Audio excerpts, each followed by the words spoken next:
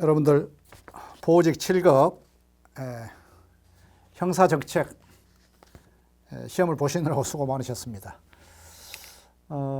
최근에 이제 7급에 관해서는 워낙에 이제 수요가 적다 보니 별로 관심들을 좀 덜 갖는 것 같아요. 그런데 이 7급 문제는 9급 준비생들이 반드시 봐야 할 내용입니다. 여러분들 형사정책 개론하고 형사정책하고는 사실상 차이가 없어요. 여러분들이 조금 더 쉽게 나올 것이다 라는 기대를 갖지만 9급이 꼭 쉬운 것만도 아니고 7급이 좀 어려울 것이라고 생각할지 모르지만 그렇게 어려운 것만도 아닙니다. 그래서 또 더군다나 또 내일 이제 이번에 뭐 시험 결과도 중요하지만 다음 시험을 준비하시는 분들 입장에서는 이미 기출된 문제는 반드시 보셔야 해요. 그것이 뭐 사법시험, 행정고시 뭐 할아버지라 할지라도 이미 나왔다면 세상에 얼굴을 드러냈단 말이야. 드러냈다고 하는 것은 얼굴이 보여진 거예요. 누구나 볼 수 있는 거야. 그 기출문제는 여러분들이 반드시 소화를 하고 시험장에 가셔야 합니다. 그런 의미에서 이번에 이제 7급 보신 분들도 자기 점검하는 차원에서 좀 보시고요. 제가 뭐 빠르게 준비 안 한 것은 워낙에 이제 여러분들이 관심이 크지 않으니까 그래서 저도 이제 지금 범죄학 책을 또 만들고 하다 보니까 이제 교재 집필하다 보니까 또 시간이 나지 않고 그래서 이제 왔습니다. 여러분들이 이해를 하시고 제가 뭐 해설은 워낙에 지금 자세히 달아놨어요. 그래서 아담 아카데미에 오셔서 다운 받아서 보시면 충분합니다. 제가 하나하나 좀 봐드릴게요. 문제 전체적인 총평이라고 얘기한다면 그렇게 뭐 이건 어렵다, 도저히 힘들구나, 이건 틀렸겠다 이런 문제들이 사실은 거의 없어 보여요. 여러분들 시험을 어렵게 보신 분들한테 좀 미안한 얘기인데 조금만 눈여겨봤다면 그렇게 뭐 이론 문제도 어려운 문제가 없었고 또 법령 문제도 두 줄짜리 좀 길기는 했지만 그렇게 뭐 모를 정도의 문제가 나온 것은 아니다. 조금 주의를 기울였다면 충분히 90점 이상 맞았을 것이다. 이렇게 생각을 합니다. 자, 좀 빠르게 볼게요. 여러분들 법령 같은 경우는 일일이 다 읽어드리지 않고 틀린 지문 중심으로 좀 봐드릴게요. 자, 1번 보호소년 등. 자, 보호소년 등의 처우에 관한 법률이 뭐예요? 소년 원법이죠. 징계입니다. 징계. 징벌이라 하지 않고 징계란 말을 써요. 여기는. 자, 3번에 보니까 옳지 않는 것. 그래서 3번에 소년은 및 소년 분류심사원의 보호소년 등 처우 징계위원회를 구성함에 있어 해당 심의 의결 사안에 대한 비밀 유지를 위하여 민간위원회 참여는 제한된다. 반드시 한 명 이상 계셔야 합니다. 한 명 이상의 민간위원이 해당 심의 의결에 참여해야 합니다. 자, 징벌위원회도 마찬가지죠. 형집행법에서. 여러분, 그리고 여기는 이제 징계위원회가 아니라 처우징계위원회예요. 처우도 하고 처우에 관한 심의 결정도 하고 징계에 관한 심의 결정도 한다는 의미예요. 자, 그렇게 보시고요. 자, 2번입니다. 보호관찰심사위원회입니다. 위원회. 자, 기획본 볼까요?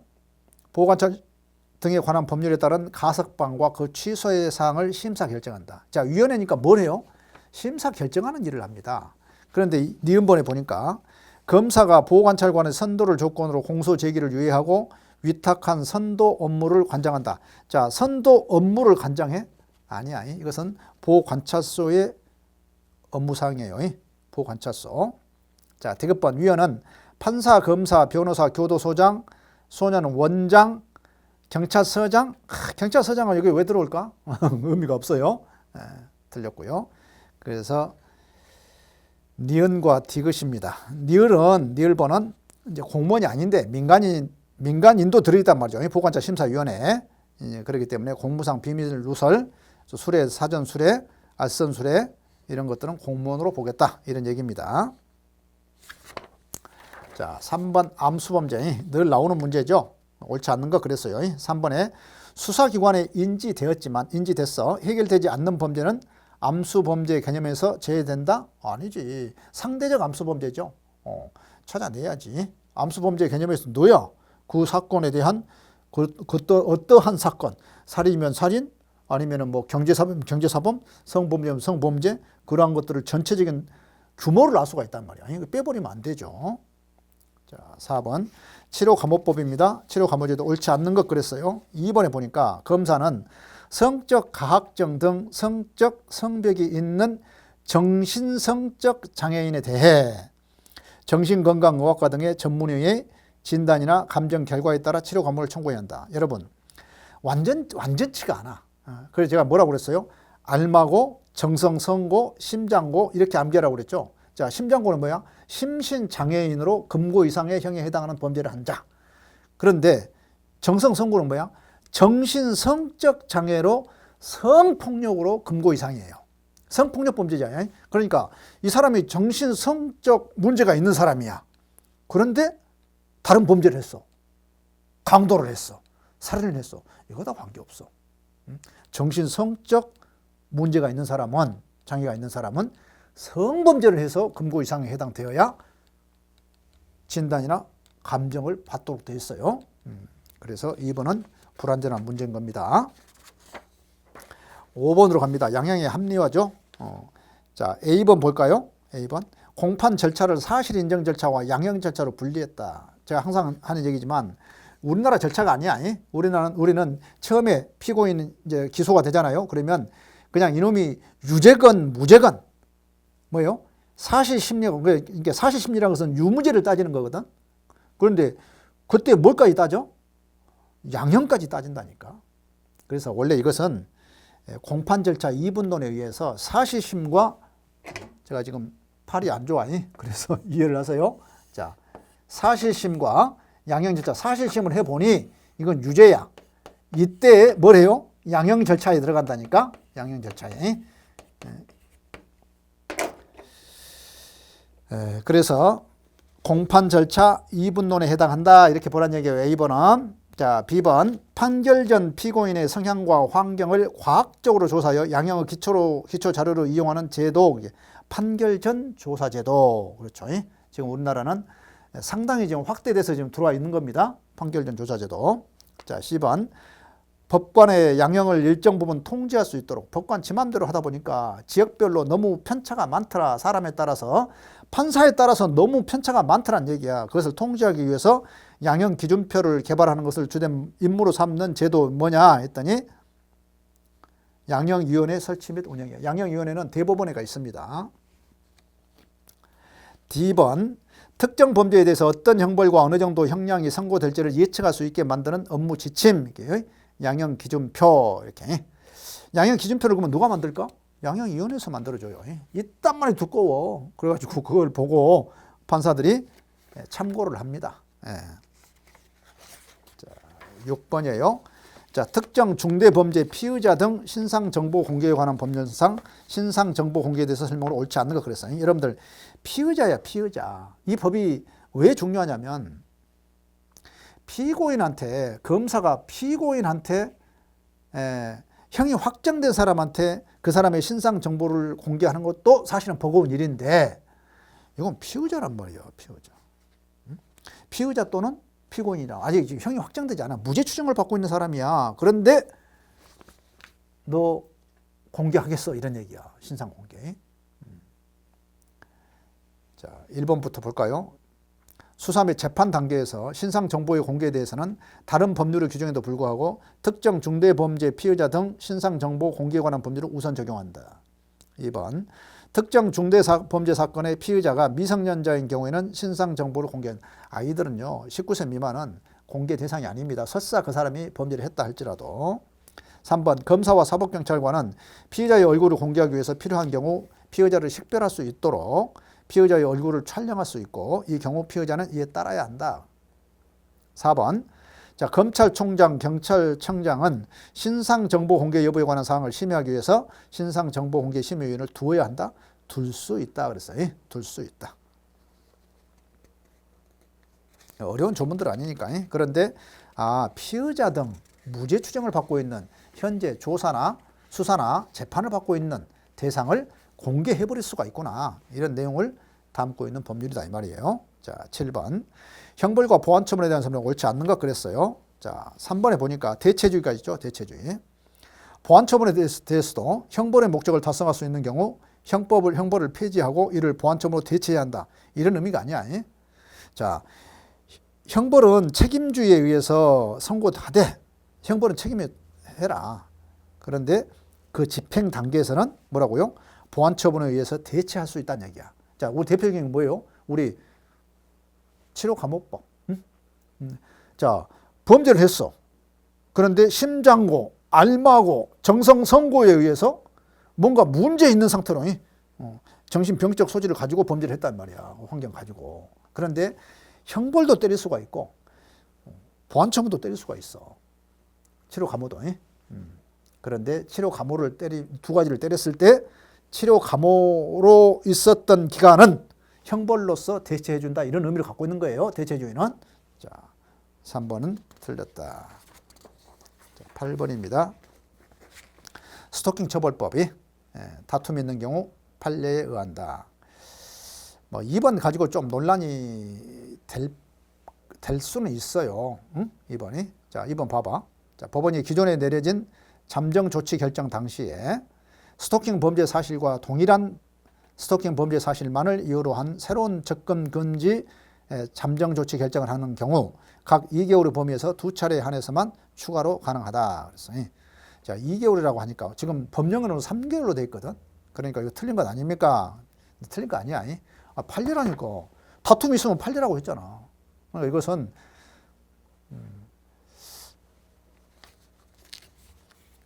성격상. 자, 4번 볼까요? 옳지 않는 것.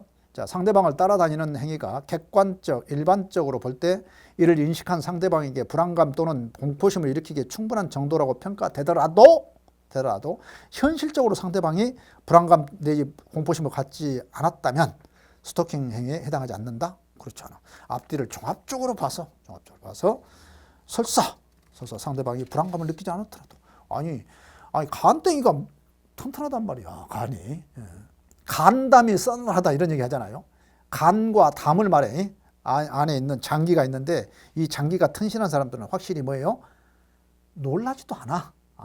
여러분들 이 뇌구조하고 또는 중추신경, 미주신경 이게 전부 다 사실은 사람이 어떤 사람은 내향적이고 어떤 사람은 외향적인데 어떤 사람은 굉장히 신경질적으로 외부의 자극에 대해서 매우 민감하게 받아들이는 사람이 있는가 하면 전혀 받지 않는 사람도 있어. 웬만해서는 자극을 받지 않는 사람도 있어. 그런데 이 사람은 뭐예요? 괜찮다 이 말이야. 그렇지만 외향으로 봤을 때 객관적 일반적으로 봤을 때 그것이 스토킹 행위도 맞다. 이렇게 볼 수 있다는 얘기예요. 자, 이 판례이기 때문에 판례는 여러분들이 이해가 되도록 수차 읽어야 합니다. 9번 가석방 제도입니다. 형법상 가석방 제도예요. 자, 옳지 않는 것 그랬어. 3번 볼까? 사형이 무기징역으로 특별 감형된 경우 사형 집행대기 기간을 가석방에 필요한 형의 집행기간에 산입할 수 있다. 여러분 이제 사형이 확정돼갖고 살고 있었어. 한 10년 살았어. 20년 살았다 합시다. 20년 살았어. 그랬더니 이놈 보니까 잘하고 있네. 감형을 시켜줬어. 그러면 사형 확정자는 원칙적으로 가석방 대상이 된다 안 된다? 안 된다. 그런데 무기징역을 사람은 20년을 살면 가석방 대상자가 될 수가 있어요. 응? 가석방 대상 요건을 충족한 사람이야. 20년 살면. 그런데 사형으로 20년 살다가 감형이 돼갖고 무기징역이 딱 무기로 떨어졌어. 그럼 무기징역을 이제 이 당사자가 가만히 생각해 보니까 나 이제 가석방 나갈 수 있겠네? 그래가지고 헌법소원을 제기했단 말이야. 나 이미 20년 살았지 않습니까? 그랬더니 뭐라고 그랬어? 대법원이네. 대법원에서 웃기지 마라 이놈아. 네가 그동안에 가석방 그 사형으로 있을 때는 사형 집행 대기 기간이야. 그것은 무기징역으로서 산 거 아니야. 응? 이제부터 너는 다시 20년 살아야 하는 거야. 이렇게 판결을 내려준 거예요. 자, 그렇게 보시면 어렵지 않죠? 자, 10번. 전자장치 부착법이 나왔어요. 항상 나오는 영역이 아니에요. 제가 보안처분 주요 5법이라고 그랬죠. 보호관찰 등에 관한 법률, 치료감호법, 전자부착법, 성충동 약물치료법, 스토킹 처벌법이 5가지는 반드시 기억하고 계셔야 합니다. 자, 전자장치 부착법. 자, 옳지 않는 거 그랬어요. 3번에 법원은 특정 범죄 사건에 대하여 벌금형을 선고할 때는 특정 범죄 사건의 판결과 동시에 부착 명령을 선고해야 한다? 아니야. 벌금형은 기각이야. 벌금 무죄라든가 선고유예, 집행유예 또는 벌금형을 선고할 때는 기각해라. 그 정도는 약하다고 생각한 거 아니냐 이런 얘기야. 자, 여러분들 특정 범죄가 뭐예요?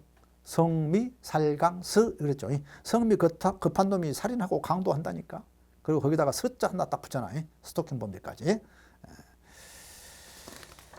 자, 11번입니다. 벌금 미납자 사회봉사 집행 특례 법령의 내용에 대한 설명으로 옳지 않는 것. 이번에 지금 문제를 전부 다 옳지 않는 걸로 해놨어. 이건 뭘 의미해? 출제자가 고생 않겠다 이런 거야. 옳은 것은 하려고 하면 뭐예요? 지문 4개를 틀리게 만들어야 해. 그러려면 훨씬 힘들어. 그러니까 문제가 어려웠다? 쉬웠다? 쉬웠다. 이렇게 보는 거예요. 자, 3번 볼까?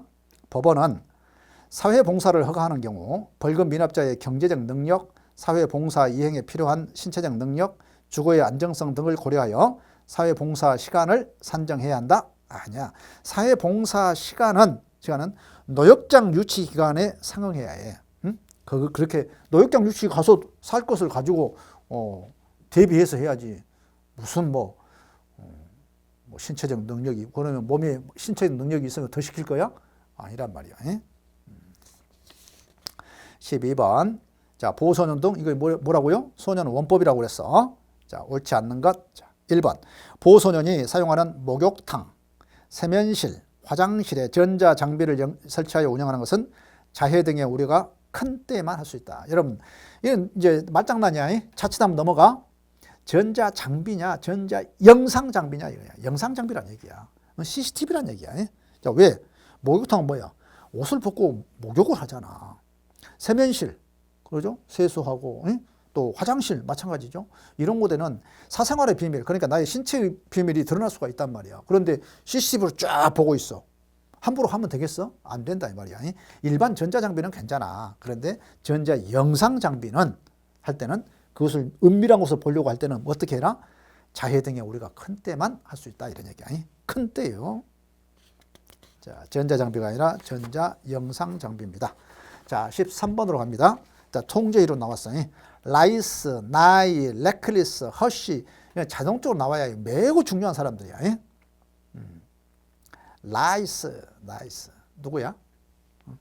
부모님이 늘 있다가 부모님이 하루라도 빠지면 어디 외출 나가시고 여행 가시면 어때? 여러분들 기분 나잖아. 왠지 막 뭔가를 해야 할 것 같아. 부모님의 통제 없이 뭔가 막 오늘은 막 뭔가 자유로운 뭔가를 해야 할 것 같다는 느낌이 든단 말이야. 풀린단 말이야.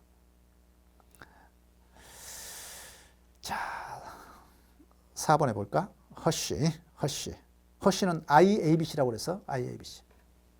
ABC 크래커 있잖아. 허쉬 크래커 여러분들 같이 연결해서 봐. IABC. 나는 ABC를 좋아해. 초콜릿이야. 초콜릿. 그래서 우리가 초콜릿을 먹으면서 서로 연대감을 나누는 거야. 얼마나 맛있어. 그래서 I는 involvement, A는 attachment, B는 belief, C는 commitment란 말이야. 4가지 연대 요소에 의해서 우리가 범죄를 하고 안 하고 한다. 그 연대 의식이 강하다면 범죄를 안 하게 될 것이다. 이렇게 보는 것이 사회 연대 이론, 사회 통제 이론, 사회 유대 이론 그렇단 말이에요. 허쉬에. 그런데 전념과 참여를 이렇게 써놨어. 이건 조금 여러분들이 집중하지 않으면 자칫하면 틀릴 수가 있어요. 자, 전념은 참여의 결과로 장래의 목표 성취와 추구에 관한 관심과 열망이 강한 경우 범죄나 비행이 감소한다는 것 같다. 전념이 참여의 결과가 아니라 참여가 전념의 결과예요. 전념을 하다 보니까 참여하게 된단 말이에요. 여러분들 공부를 열심히 하려고 합격을 위해서 열심히 공부를 하려고 보니까 학원에 앉아서 끝까지 참여하지. 그렇지 않아요? 참여를 막 하다 보니까 여러분 전념이 됩니까? 아니야. 그런 차원이에요. 조금 처음에 이렇게 깊숙이 보자. 이것도 그런데 기출문제야. 조금만 주의 깊게 봤으면 충분히 어려움이 없었을 것이다. 14번 옳지 않는 것 그랬어요. 2번에 보니까 헌티히가 나왔어요. 헌티를 입고 다닌다고 그랬어요. 헌티를 입고 뭔가 돌아다녀. 옷이 찢어진 티를 입고 돌아다녀. 그러면 누구야 이게? 심리적으로 문제가 있잖아. 그래서 일반적 피해자하고 심리적 약자라고 본 거야. 피해자 학에서 피해자를 이렇게 분류를 할 때 헌티 입고 돌아다니는 놈, 좀 취약한 놈 이렇게 봤다니까. 그래서 사회 구조적 요인을 기초로 했다. 땡. 틀렸어. 자, 일반적 피해자 유형과 심리적 피해자 유형으로 구분한 것은 맞아. 자, 그 다음에 15번으로 갑니다. 레머트가 나왔어요. 낙인 효과. 낙인 효과.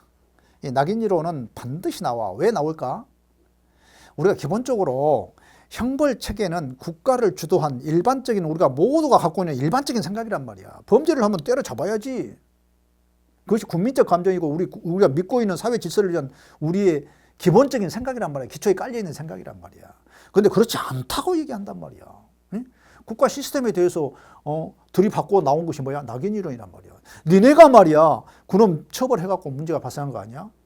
처벌 안 했더라면, 처음에 범죄를 했더라도, 비행을 했더라도 그걸 눈 찔끔 감고 참았더라면 그 애는 다시 정상적으로 잘 살았을 것인데, 네가 말이야 손가락질하고 수치심을 부여하고 심지어 국가가 나서가고 공식적으로 처벌해갖고 교도소에 집어넣어가지고 사람 배렸다는 거야.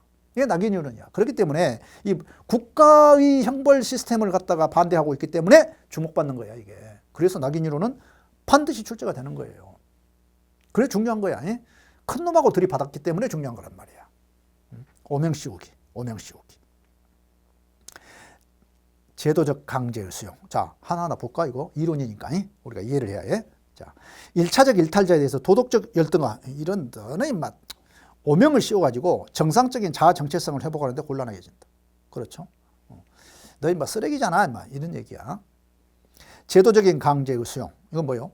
공식적 처벌을 받게 되면, 다시 말해서 형벌을 받게 되면, 교도소에 가게 되면 이런 얘기야. 스스로 합리적 독자적 사고를 하지 못하고 사법기관의 판단을 수용할 수밖에 없게 된다. 아니 법원에서 때렸는데 어떡할 거야. 살아야지. 자, 3번 부정적 정체성의 긍정적 측면. 부정적 정체성 뭐야? 나는 쓰레기야. 나는 이 사회에서 나오자야. 그런데 긍정적 측면이 있어? 그거 강조하지 않아. 자, 1차적 일탈자는 자신에 대한 부정적 평가를 거부하는 과정을 통해서 긍정적 정체성을 형성한다. 이런 사람도 있어. 이런 사람도. 비록 내가 처벌을 받았지만 나는 이런 사람 아니야 라고 일어서는 사람이 있다니까. 근데 레머트가 얘기할 때는 그런 의미가 아니야. 부정적 정체성이 형성된다고 봤어요. 3번 틀렸고요. 4번 일탈 화해 문화에 대한 사회화. 공식적인 처벌을 집행하는 시설 특유의 교도소의 말을 말하는 거예요. 일탈 화해 문화에 의해서 범죄를 옹호하는 가치나 새로운 범죄 기술을 습득하게 된다. 교도소 가면 누가 있습니까? 범죄자끼리 앉아있단 말이야. 수용자끼리 앉아있어. 그래서 무슨 얘기를 해요? 다 자기 범죄 얘기를 해. 범죄 얘기를 털어놓지 않을 수 없는 환경이란 말이야. 돌아가면서 너 왜 왔니? 부터 시작하잖아. 그래서 좀 더 새로운 기술을 배우게 되는 그러한 장소로, 범죄 학교로 될 가능성이 매우 크다. 이 성격상 그런 얘기를 하고 있는 겁니다. 16번. 자, 소년법이에요. 자, 뭐 법률이니까 여러분들이 법령은 이해도 하시면서 자주 보는 수밖에 없어. 특별한 무슨 기술이 없어. 자주 보셔야 해. 그래서 제가 다시 한번 강조합니다만, 제가 이제 법령집을 아예 그냥 두 권을 교정직하고 또 형사정책하고 한꺼번에 묶어놓으니까 너무 무겁고 두껍고 힘들어. 그래서 보증만을 위한 형사정책 법령 판례 기출 OX집을 만들어놨단 말이죠. 아직 누가 잘 모르는 것 같아. 꼭 보셔야 해요. 그거 보시면 판례도 다 나와 있고 법령도 나와 있고 거기다가 기출 OX 문제를 다 풀어놨단 말이야. 공부를 여러분들이 문제를 풀면 안 돼. 기출 문제는 여러분들 가지고 뭐 1번일까 4번일까 5번일까 이게 찾아가지고 찾는 시험이 아니야. 하나하나를 뜯어서 봐요. 뜯어서. 부탁해요. 자, 그 작업을 내가 해놨기 때문에 여러분들 활용하시면 되겠다. 1번 보니까 피해자의 조부모는 피해자에게 법정 대리인이나 변호인이 없는 경우에 하나여 의견 진술의 기회를 가질 수 있다. 땡. 여러분, 직계 친족이잖아. 이게 조부모는 누구예요? 할아버지 할머니야. 그럼 직계야, 직계. 아버지, 할아버지 할머니, 고조 할머니, 증조, 고조 이렇게 직계 친족은 진술할 수 있어.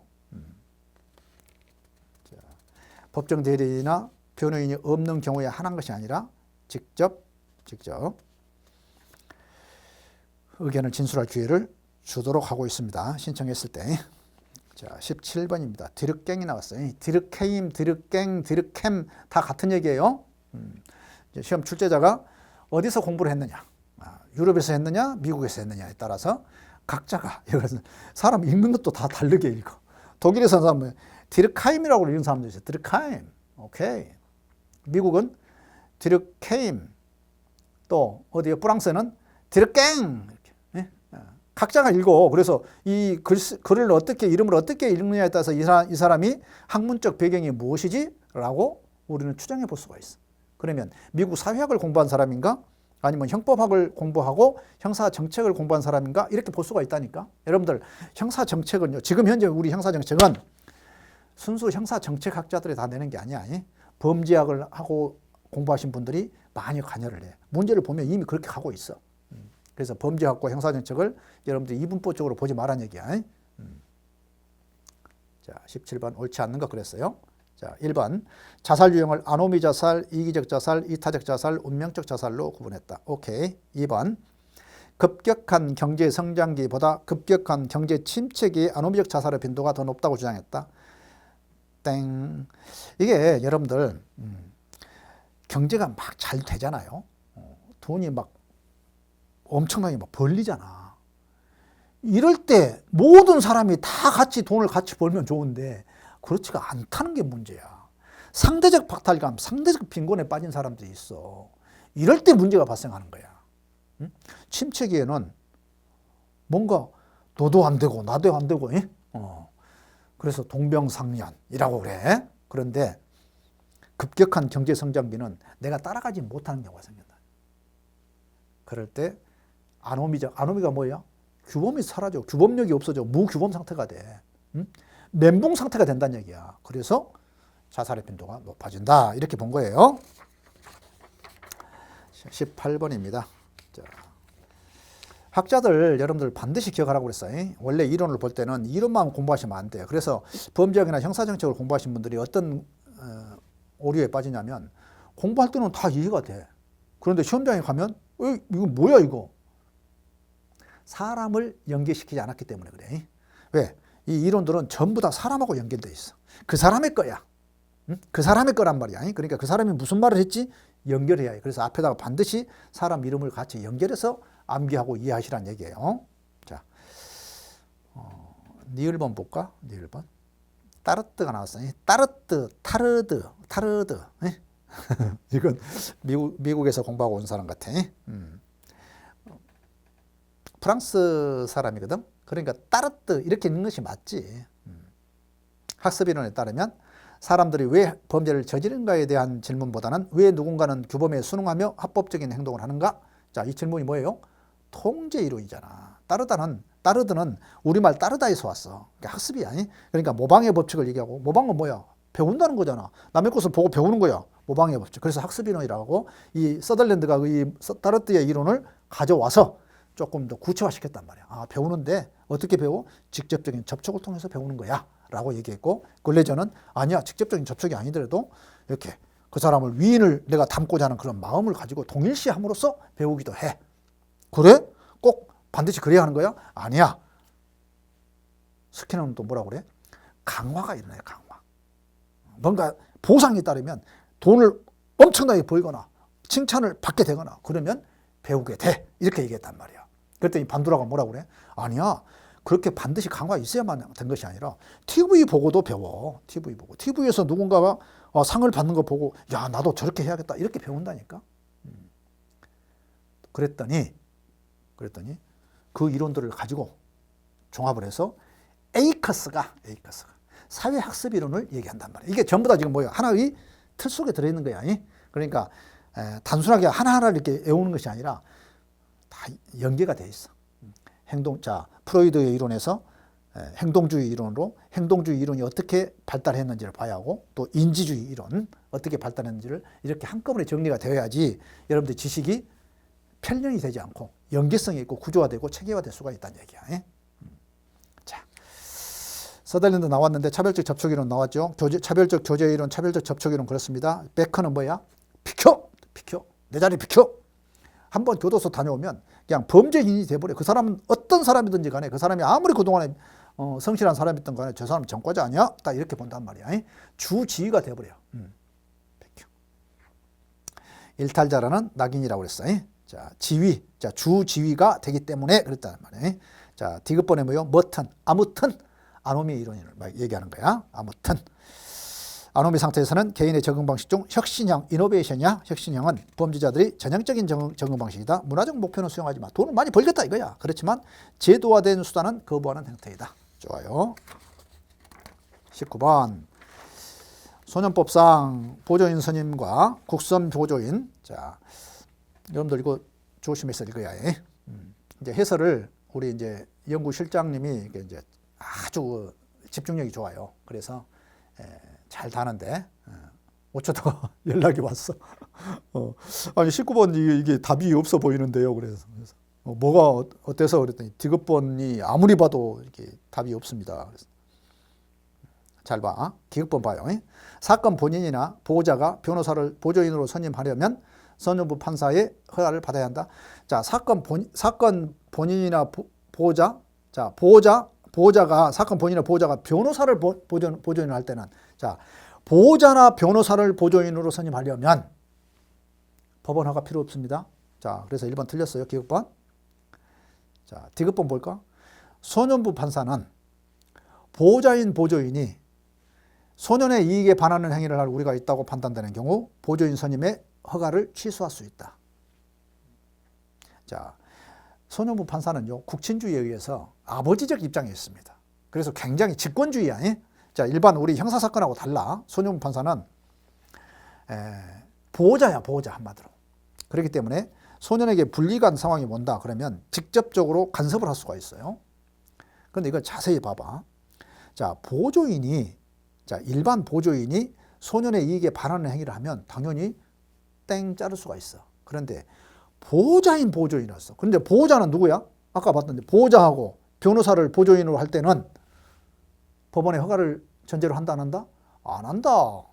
그런데 허가도 안 했는데 허가를 취소해? 아니잖아. 그래서 나름대로 이 문제를 만들 때는 이 출제자가 상당한 집중력으로 만들었다 이렇게 보셔야 해요. 좋습니다. 기읍번과 디귿번이 틀렸다. 20번 형벌 이론입니다. 옳지 않는 것 그랬어요. 백가리아는 여러분들 혁명가라고 그랬어요. 오늘날로 얘기하면 완전히 그 공산 독재 국가에서 한마디로 민주주의를 외치고 자유주의를 외치는 혁명가라고 보시면 돼. 제가 기본 강의 시간 때 목 놓아서 얘기했습니다. 백가리아는 매우 중요한 사람이야. 그렇지만 이분 자체는 매우 심약한 사람이었어. 아주 부끄러움이 많고 그래서 세계적 어마어마한 일을 했음에도 불구하고 자기를 드러내기를 힘들어했던 분입니다. 역사는, 세계 역사는 반드시 덩치 있고 힘 있고 목소리 큰 놈이 만드는 게 아니야. 이런 분들에 의해서.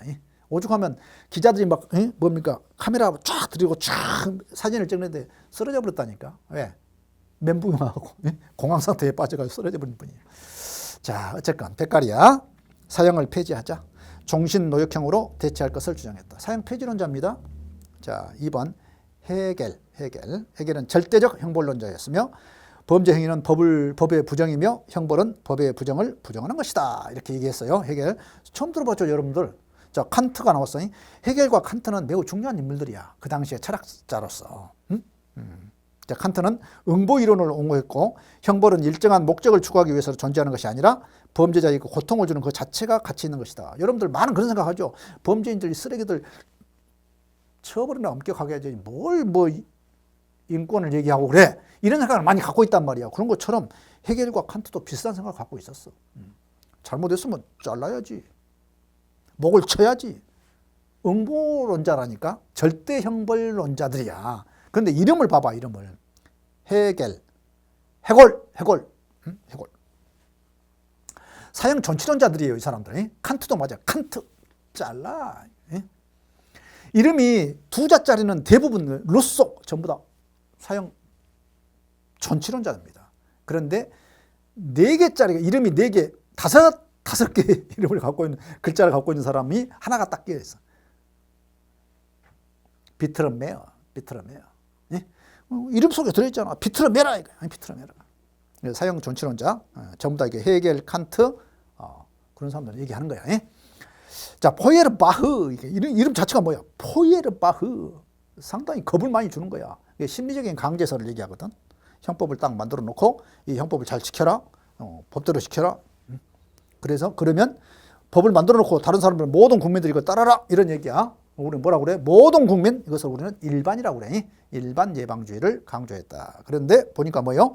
일반 예방과 특별 예방을 구별하고 제사회화와 관련된 심리 강제설을 주장했다? 아니야. 제사회화는 범죄인한테 적용되는 거야. 특별 예방을 강조했다? 아니라고 그랬어요. 일반 예방을 강조했다. 포에르바흐. 그래서 고전주의자는 우리는 보통 이제 베까리아, 포에르바하, 벤담, 존 하워드 이렇게 4명 정도 보는데 이번에 이제 형벌 이론적으로서 헤겔과 칸트가 들어왔어요. 헤겔은 뭐라고? 해골이라니까 해골. 칸트는 이성에 대해서 얘기한 사람이야. 우리 인간은 기본적으로 이성적인 인간이다. 그런데 지가 범죄를 했기 때문에 범죄 한 만큼 처벌해야지. 이런 주장을 한 거예요. 제가 소시절 때 대학원 철학과 시험을 보러 갔는데 칸트와 헤겔에 대해서 논하라 이렇게 문제가 나왔어. 칸트는 배웠는데 공부를 해갖고 갔는데 헤겔을 모르겠는 거야.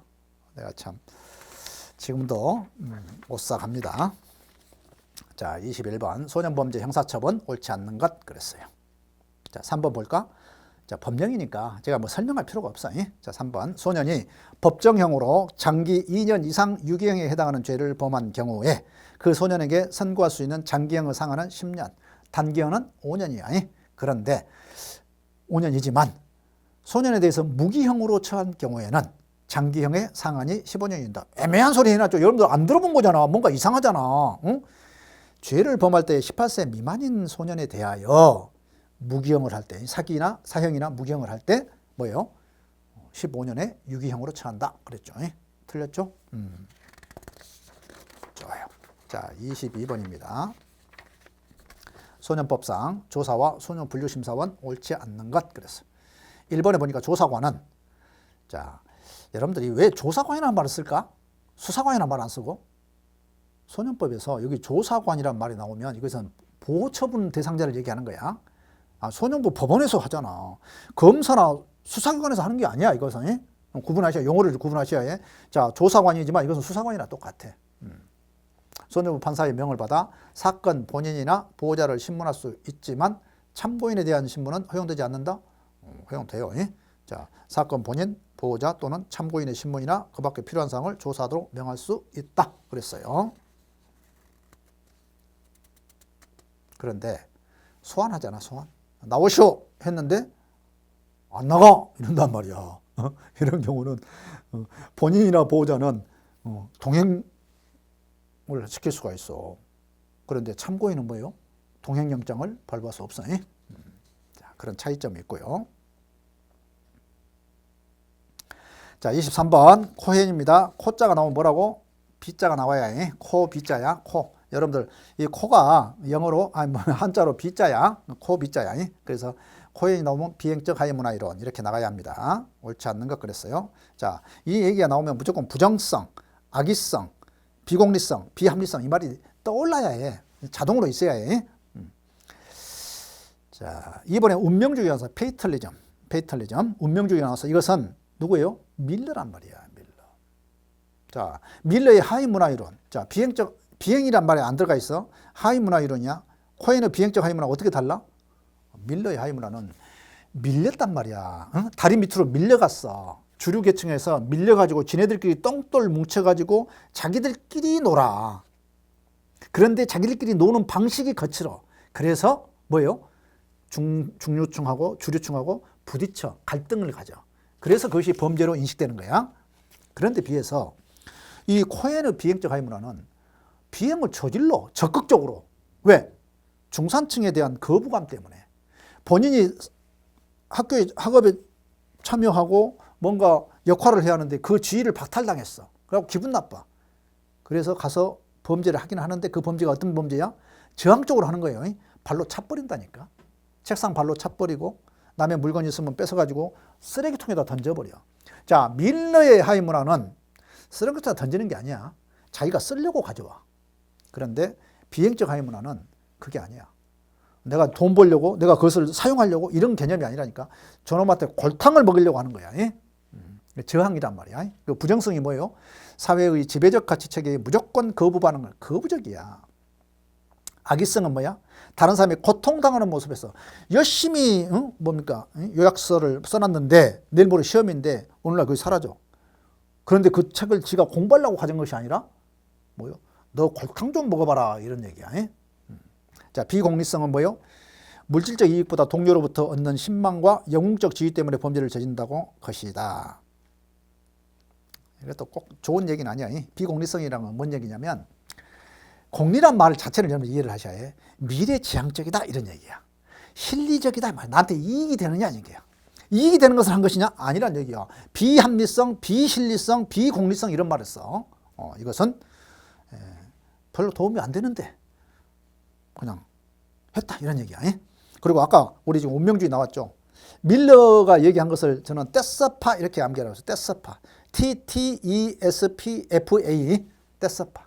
떼쓰는 놈들이야. 이놈들이 밀려가지고 다리 밑에 모여가지고 트러블, 터프니스, 이 익사이트먼트, 흥분주의, F, 페이터널리즘, A, 어토노미 5가지. 그것을 전념해. 그 결과로 중산층과 갈등을 빚어. 아니 오토바이 타고 막 다니면은 아니 저놈의 자식들 왜 저 모양이야 이렇게 얘기하잖아. 그 갈등이야. 이게 뭐야? 밀러의 하이문화란 말이야. 그런데 코엔은 그거 아니야. 가서 들이받아본다니까. 도움도 안 되는 게. 본인한테 도움도 안 되는 거. 자, 24번. 갱생보호제도가 나왔어요. 보호관찰. 이것도 사실은 나온 문제인데 조금 한번 좀 생각을 하게 된 거야. 1번. 갱생보호 방법 중 숙식 제공 있잖아요. 기숙사가 있거든. 보호관찰소에 가면 여러분들 지금 이제 보호관찰소에는 대부분 없지만 어디에 있어요? 한국갱생보호복지공단, 법무보호복지공단이라는 게 있어. 또 개인 사업자도 있어요. 출소자들을 위해서 일하는 분들이 있어요. 이 갱생이라고 하는 게 굉장히 좀 용어가 좀 그렇죠. 새롭죠. 다시 산다는 얘기야. 그래서 보호처분을 받았거나 형사처분을 받았거나 그것이 다 끝난 사람들, 완전히 다 끝났어. 그래서 더 이상 보호관찰도 못해. 그런데 내가 밖에 나가서 잘 곳이 없습니다 해가지고 생활 공간을 제공하는데 그것이 뭐예요? 숙소 제공이라니까. 숙식 제공이 원칙적으로 6개월이야. 그런데 6개월씩 3회에 한해서 연장할 수가 있어. 그러면 6개월 플러스 3, 6, 18 그럼 플러스 하면 얼마야? 24개월. 오케이? 그래서 1번 틀린 거예요. 25번. 보호관찰이 가능한 기간은 옳지 않는 것 그랬어요. 다 아는 내용이죠. 자 봐. 이번에 소년부 판사로부터 장기 보호관찰이 나왔어요. 자, 몇 호야? 자, 여러분들 소년법에서 보호처분 32조에 의해서 보호처분은 1호 처분, 2호, 3호, 4호, 5호, 6호, 7호, 8호, 9호, 10호 이건 머릿속에 들어있어야 해. 별것 아니야. 논리적으로 하면 돼. 4호하고 5호가 뭐야? 단기 보호관찰, 장기 보호관찰이야. 그런데 지금 뭐예요? 장기 보호관찰이란 말이야. 단기 보호관찰은 6개월만 해. 6개월 끝나. 더 이상 연장 안 돼. 단기가 들어가면 연장 안 돼. 그런데 장기 보호관찰은 2년으로 한다. 2년으로. 2년 이내가 아니야. 2년으로 하는데 필요한 경우는 1년을 연장할 수 있어요. 그렇기 때문에 최대 3년이 4년 안 됩니다. 뭐 여러분들 설명을 들어서 쉬운 것이 아니라 그렇게 어렵게 나온 문제가 아니에요. 그리고 이 형사정책을 재밌게 공부하세요. 뭐 스트레스 받고 막 그럴 일이 아니야. 재밌어 이게. 제가 항상 하는 얘기지만 법령은 이해하고 계속 봐줘야. 왜? 휘발성이 강해. 금방 잊어먹어. 저는 뭐 이렇게 강의해도 뭐 숫자 나오면 금방 헷갈릴 때가 있어. 그래서 그것을 자기한테 뇌 속에다가 뿌리를 박히려면 그것을 어떤 형식으로든지 상상으로 해서 만들어 놔야 해. 그래서 기억을 할 수 있도록 항상. 그래서 쉽게 기억할 수 있도록 해야 하고. 이론은 사람에 관한 거야. 범죄인이기 전에 한 인간이라고 그랬어. 인간에 대한 연구란 말이에요. 그래서 재밌게 긍정적으로 접근하셔야 해. 뭐 이렇게 복잡해 이러지 말란 얘기야. 그리고 이해를 하고 암기를 해야지. 무턱대고 암기하면 안 돼. 무슨 말도 안 되는 소리 해가지고 두음자 해가지고 암기하면 안 돼. 이것은 여러분들이 이해를 해야 해. 왜 범죄가 됐지? 저놈은 왜 그랬지? 수많은 학자들이 범죄는 왜 했을까? 이걸 가지고 연구한 것들을 지금 우리가 지금 공부하고 있는 거예요. 그러니까 얼마나 복잡해. 그런데 그 많은 것 같은 것 같지만 몇 개 안 돼. 몇 개 안 돼. 생물학적으로, 또 심리학적으로, 프로이드. 또 프로이드를 또 추종하는 사람들이 있거든. 정신 분석학이야. 그리고 이거대 그 프로이드 정신 분석학이 지나치게 보이지 않는 것 갖고 자꾸 얘기한단 말이야. 네가 뭐 억압을 당했니? 네가 지금 승화를 하고 있니? 치환이 됐니? 투사가 됐니? 하면서 막 복잡한 얘기를 해. 그래서 우리는 보이는 것으로 말하겠다. 행동주의가 나오고 또 그런 게 아니야. 우리는 세상을 바라보는 눈이 있어. 각자가 눈을 갖고 있어. 그게 뭐야? 인지란 말이야. 인지. 스키마라고 그래. 아니 상대방이 좀 웃고 있는데 나는 내가 볼 때는 막 짜증내갖고 화내갖고 나한테 온 줄 알아. 그래서 사고가 나는 거야. 인지이론, 심리학적 이론, 또 사회학적 이론. 사회 구조적으로 사회 구조가 문제 있다라는 거. 아니야. 그 사회 구조 안에서 어떠한 접촉을 갖느냐에 따라 과정에 문제가 있어. 이론들. 갈등 이론. 몇 개 아니에요. 굉장히 편해. 사실 공부하고 나면 처음에는 어려워 보이는데 정리해놓고 나면 굉장히 편하고 오래 남고 재밌어. 이런 공부를 내가 왜 했지? 이렇게 재미가 나. 예, 여러분들 고생하셨는데 이 공부도 여러분들 충분히 형사정책 재밌게 할 수 있습니다. 수고하셨습니다.